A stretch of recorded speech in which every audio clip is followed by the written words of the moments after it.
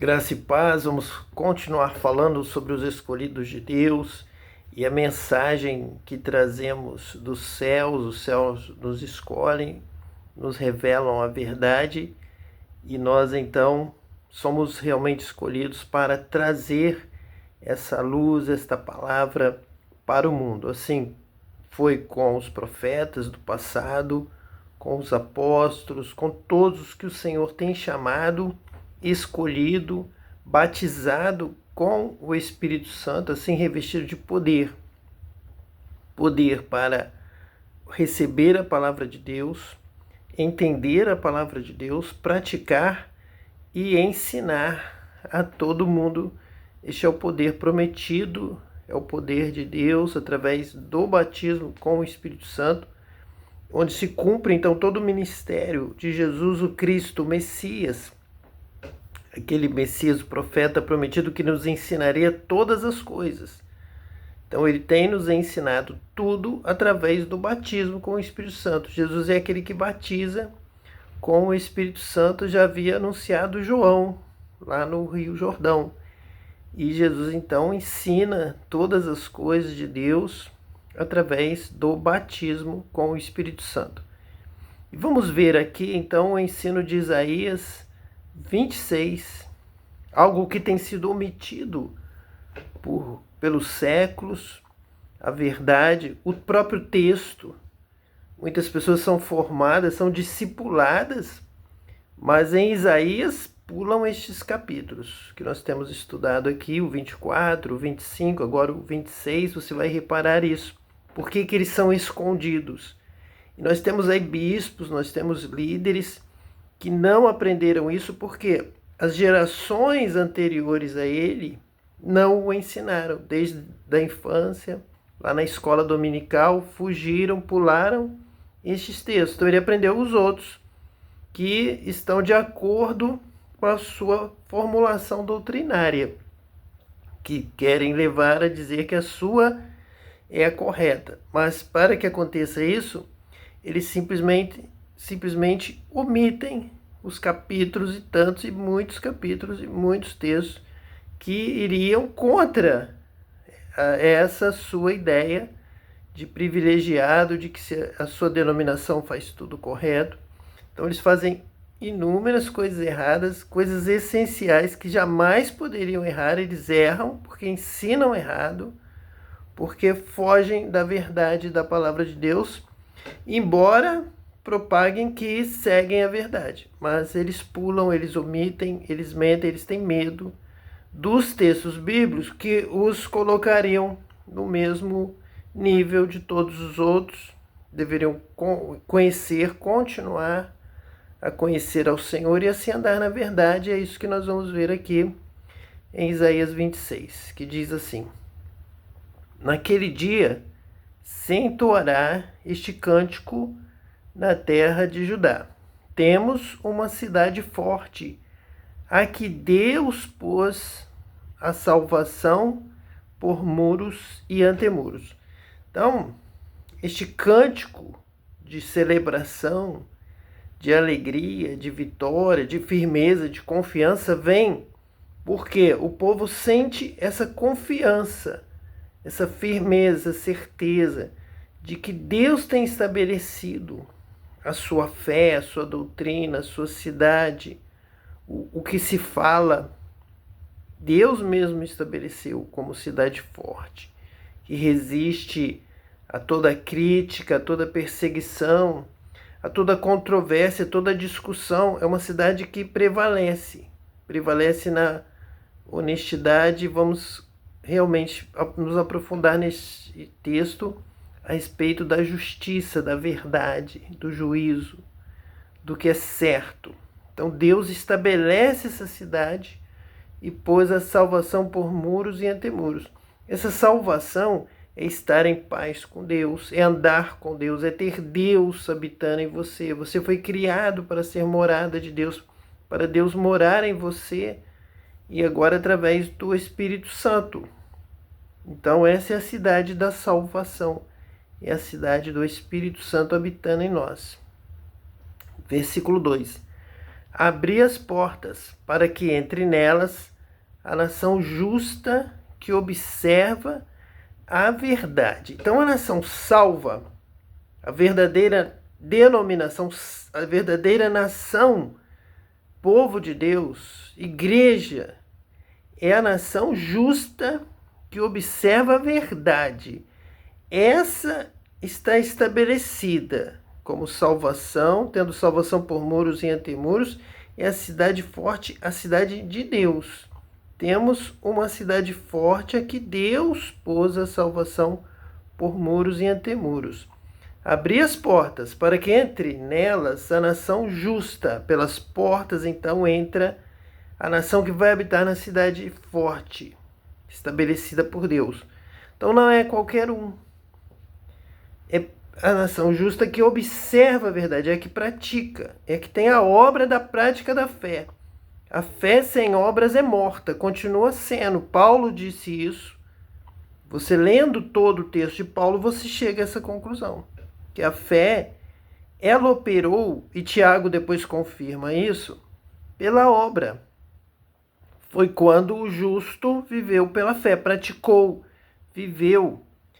Nós temos, por exemplo, que pela fé, os heróis da fé de Hebreus, capítulo 11, disse que, assim como Moisés, preferiram sofrer junto com o povo a gozar dos privilégios lá do palácio egípcio. Como Moisés, filho da filha de Faraó, ele poderia ficar usufruindo dos benefícios, mas ele preferiu ir ver o povo, andar com o povo, defender o povo, sofrer perseguição com o povo. Nisso ele demonstrou fé. Então essa é a nação justa. O justo viverá da fé. Tem que haver justiça. Então abrir as portas para que entre nelas a nação justa, que observa a verdade. A nossa pregação sempre deveria ter sido a conversão pela graça, sem obra, vir fazer parte do povo de Deus, do povo de Israel, ser enxertado pela fé, pela graça de Deus.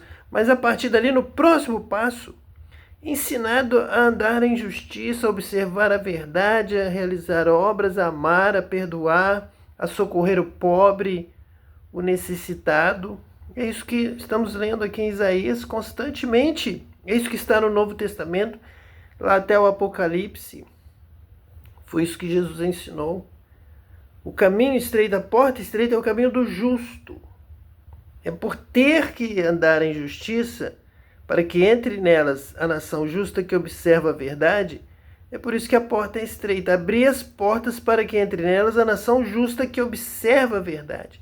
Em vários estudos, em vários textos, nos Salmos e tantos outros, nós temos aqui falado sobre isso, lido, observado, e já sabemos que é pulado, é esquecido, é desprezado, ficam como que ocultos, são ocultados as novas gerações da reforma protestante evangélica, e líderes, os maiores líderes são formados sem ler estes textos, sem ensinar, sem aprender, porque o seu líder anterior, o seu bispo anterior não ensinou para você que agora é bispo. Então não há esse conhecimento, não há essa revelação, não há essa graça, não há essa bênção. Por isso há tanta desilusão, tanta perda, tanta vergonha, tanta ignorância, falta de conhecimento. O meu povo perece por falta de entendimento, por falta de conhecimento. Que tem que entrar uma nação justa que observa a verdade. Então entra pela porta estreita, é a porta do justo. O justo andará por este caminho. O justo entra e o justo caminha, permanece, observando a verdade, aquele que ouve a palavra de Deus e a pratica.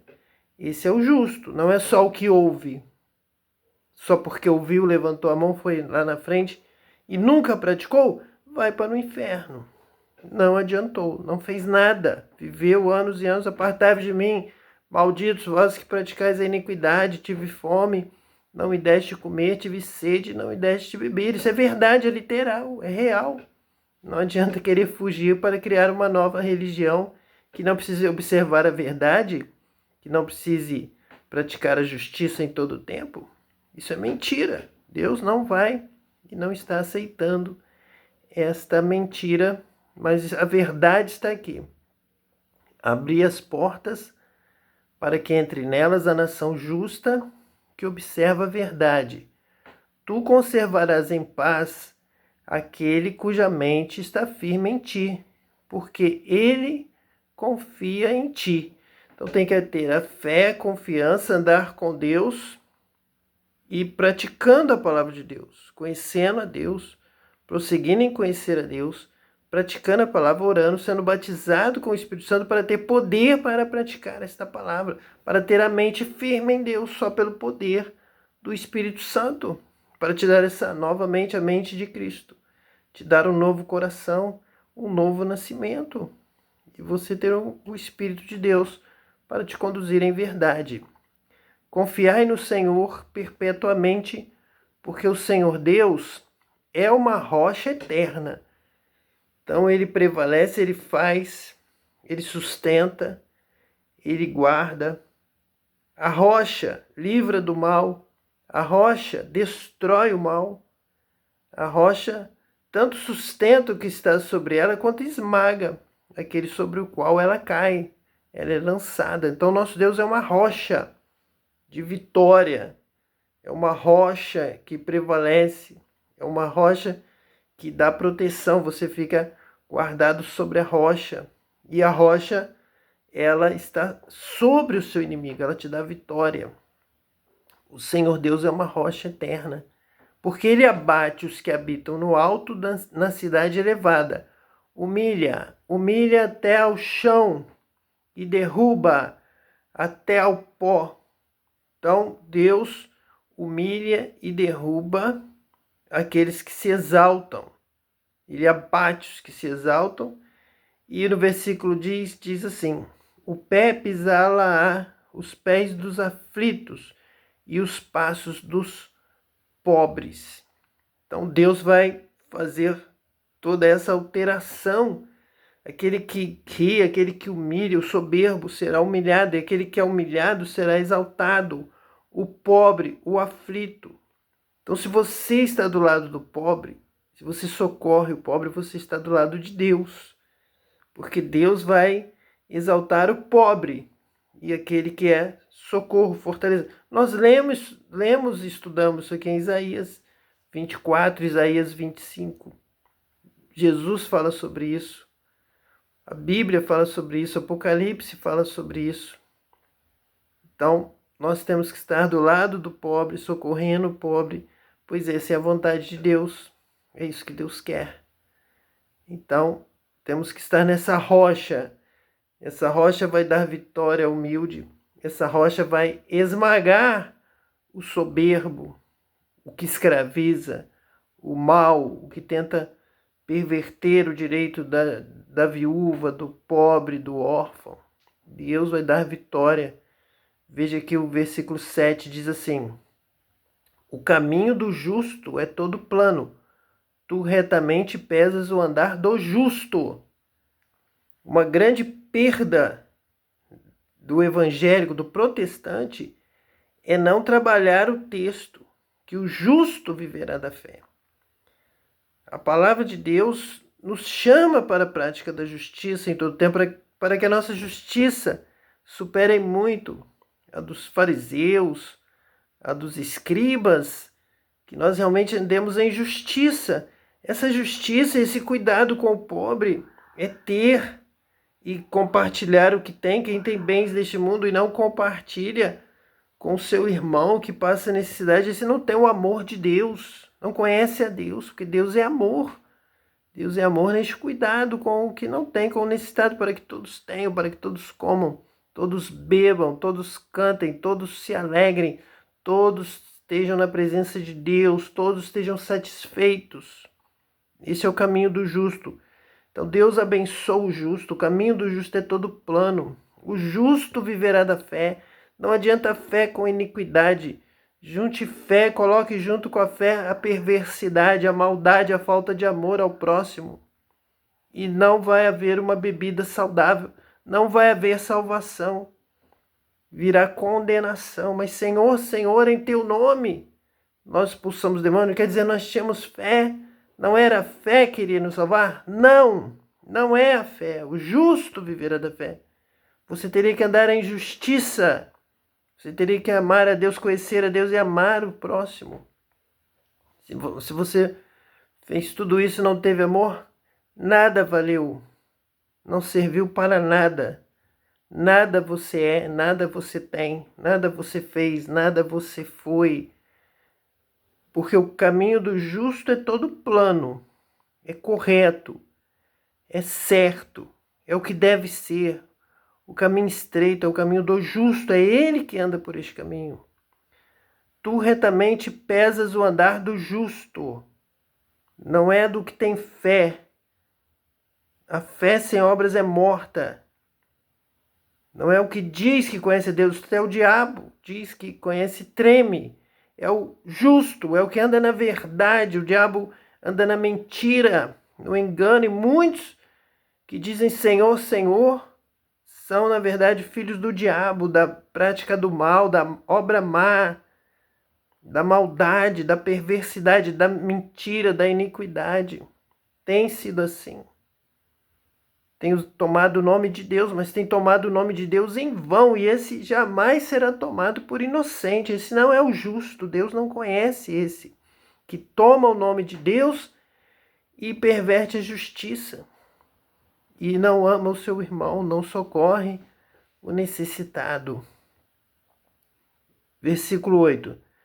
Também no caminho dos teus juízos, Senhor, te esperamos. No teu nome e na tua memória está o desejo da nossa alma. Isso é entrega absoluta, real, total, para andar nos caminhos do Senhor, na justiça, no juízo. Justiça e juízo são as bases do trono de Deus. Então vai estar diante de Deus quem pratica a justiça em todo o tempo, a verdade, a honestidade, a sinceridade, a luz, a pureza de ações, de amor, de bondade, de obras, de frutos do Espírito, de verdade, no caminho dos teus juízos, Senhor, te esperamos. Tu tem que estar andando na prática do bem, num propósito firme de conhecer a Deus, servir a Deus, obedecer a Deus. Falar a verdade, amar o próximo, fazer o bem. No teu nome e na tua memória está o desejo da nossa alma. Realmente você tem que amar a Deus para buscar a Deus, para obedecer a Deus sobre todas as coisas. É aqui que é o caminho do justo, todo plano. É este caminho que Deus já está vendo. É com você que Deus está andando. Deus está olhando para você que pratica a justiça, que anda no caminho dos juízos de Deus, que espera em Deus. Espera não fazendo o que é contra a vontade de Deus, honrando, glorificando a Deus, obedecendo a Deus. É para você que Deus está olhando para te escolher, para te abençoar, para falar contigo, para dizer muito bem, meu servo, foste fiel no pouco, sobre muito te colocarei. Tenho me agradado de ti, eu te escolhi, como Deus falou diretamente comigo, me guiando em toda a verdade, no amor ao próximo, ao pobre, ao necessitado, a verdade de Deus, a colocar acima de tudo a palavra de Deus e a vontade de Deus. Então Deus me batizou com o Espírito Santo, veio morar comigo, falar comigo e me guiar em toda a verdade, como a promessa do Espírito Santo nos diz. Versículo 9. Com minha alma te desejei de noite, e com o meu espírito que está dentro de mim. Madrugarei a buscar-te, porque, havendo os teus juízos na terra, os moradores do mundo aprendem justiça. Então temos que aprender justiça, sim, correção, verdade. Essa é a palavra de Deus, essa é a palavra de Deus em Ezequiel.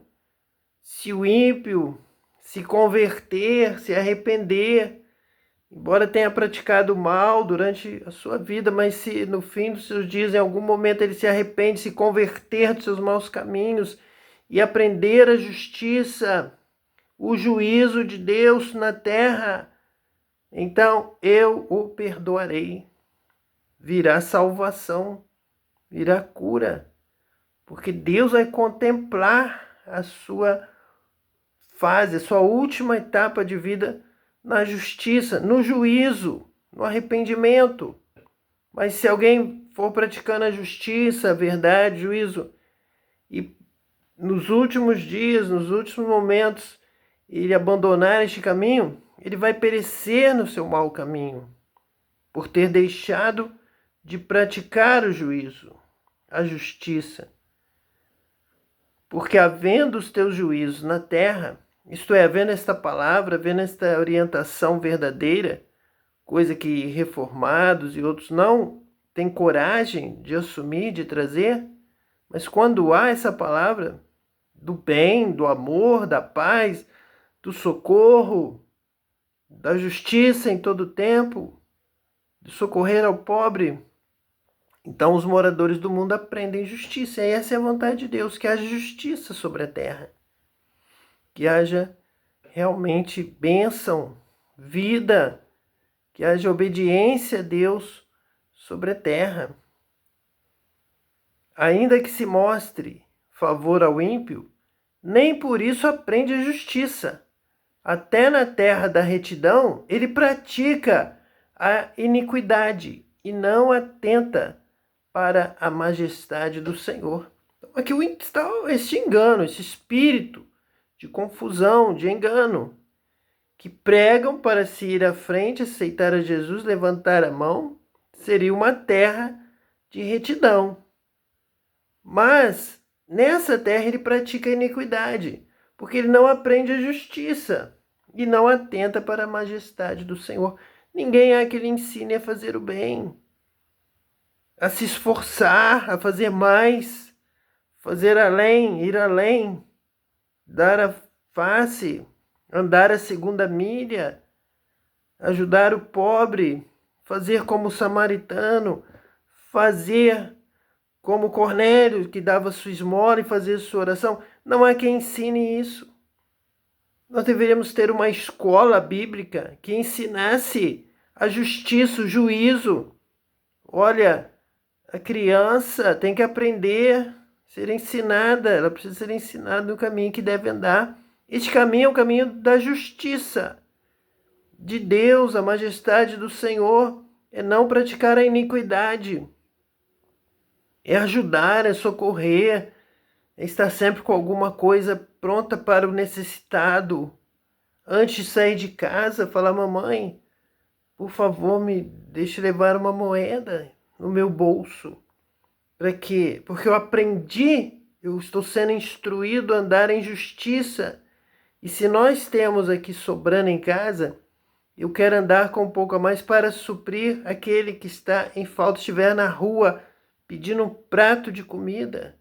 Então, todo dia, a criança é ensinada a ajudar, a socorrer, a a trabalhar, a estudar cada vez mais e assim ter como ajudar o necessitado, levar vida, levar um agasalho, levar proteção e levar, claro, acima de tudo, a oportunidade para que essa pessoa conheça Deus, receba, seja batizado com o Espírito Santo, mas até isso falta, porque não há uma motivação para o encontro com Deus, para ter mais de Deus, para ter a presença de Deus, para trazer a glória de Deus para a terra, para trazer o dom do Espírito Santo, os dons espirituais. Então não há nem sequer uma motivação a mais, não há nada a mais. Não atentam para a majestade do Senhor, para a glória do Senhor, para a grandeza do Senhor, para as possibilidades que temos de comunhão maior com Deus, de conhecimento de Deus, de relacionamento com Deus. Até isso se extingue da terra. E há apenas a letra morta, vazia, vidas vazias, sem experiência com Deus, sem comunhão com Deus, sem intimidade com Deus. Então praticam a iniquidade e a mentira, vivem na impiedade, não aprendem o que é a justiça de Deus. A justiça é esse relacionamento de amor com a humanidade, com o próximo, e este encontro com Deus, com o Espírito de Deus, com os dons de Deus, com o poder de Deus. Versículo 11. Senhor, a tua mão está exaltada, mas nem por isso a veem. Vê-la-ão, porém, e confundir-se-ão por causa do zelo que tens do teu povo, e o fogo consumirá os teus adversários. Então veja bem, a mão do Senhor está exaltada. Conhecimento, bênção, dons, batismo com o Espírito Santo, revelações do céu, alegria, festa, celebração, vinho novo, comida, banquete, presença de Deus, comunhão com os irmãos, porém não a veem, não a buscam, não creem. Então, vê-la-ão, porém, quando a virem, já não será mais nesta amizade, nesta reconciliação com Deus. Vê-la-ão quando ela vier de uma forma contrária, porque eles não estão buscando.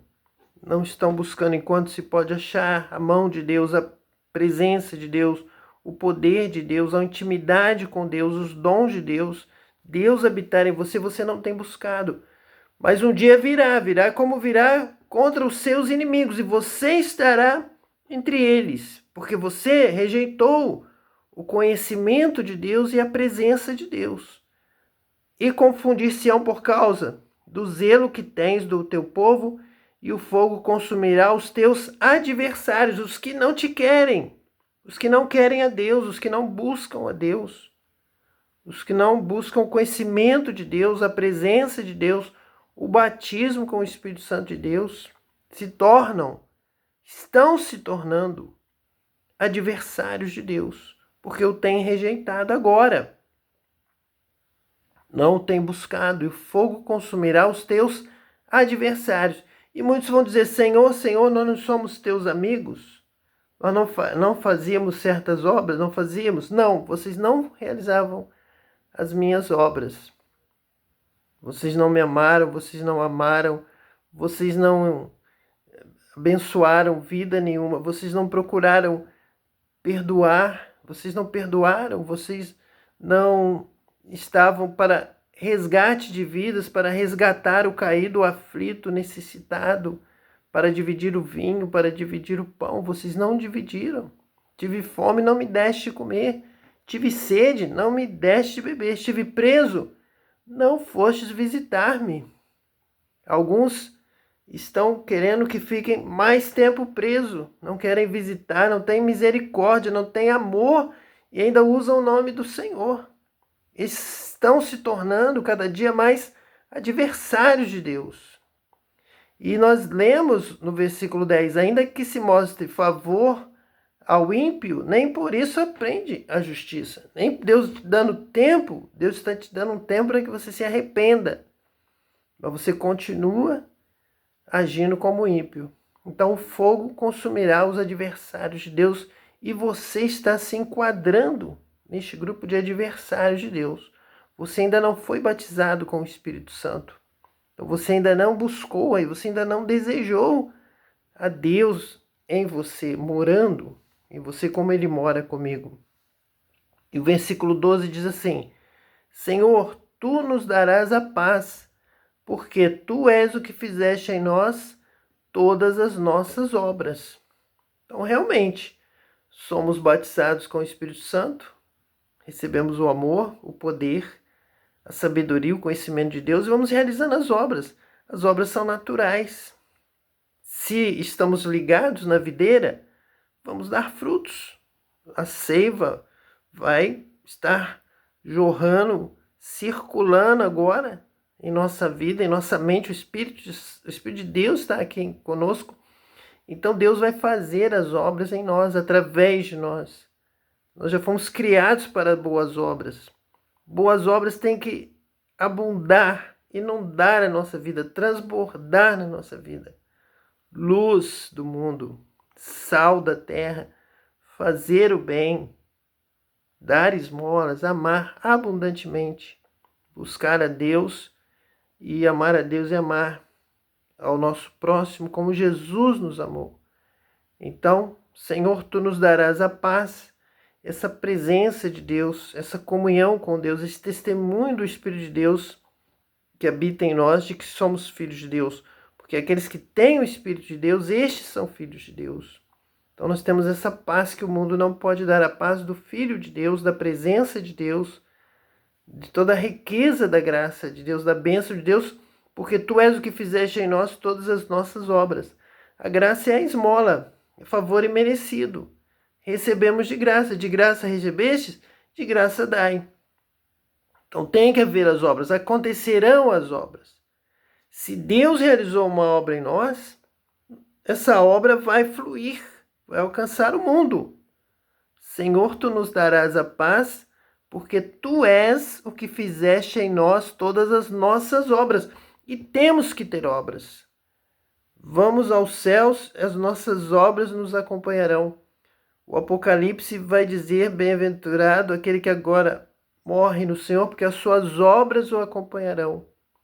E seremos julgados pelas nossas obras. Tudo que fizemos pelo corpo, tudo que fizemos em nossa vida, se levamos uma palavra de vida para alguém, se queremos que o outro também seja batizado com o Espírito Santo, seja abençoado, tenha a presença de Deus, se não omitimos isso, se não estamos tentando reter só para nós o conhecimento de Deus, a bênção de Deus, se estamos compartilhando, repartindo, esta é a obra que Deus faz em nós. E repartimos tanto bem material quanto bem espiritual. Essa é a vontade de Deus.